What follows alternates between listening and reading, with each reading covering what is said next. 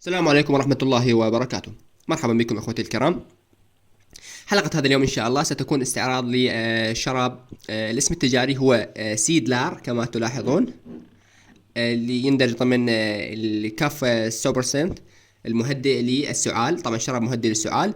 التركيبة طبعا شراب مقدم من الشركة العامة لصناعة الأدوية والمستلزمات الطبية، شركة الاس دي اي، شركة عراقية فائقة الجودة وعلى مستوى عالي من الصيت.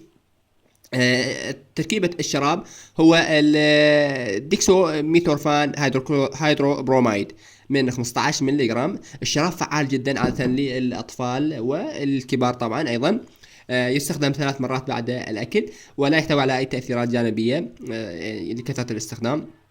ومثل كما ذكرنا الشراب يحفظ في يكون محكم الغلق في مكان جاف وعند درجة حرارة لا تزيد عن 25 مئوية. والسلام عليكم ورحمة الله وبركاته.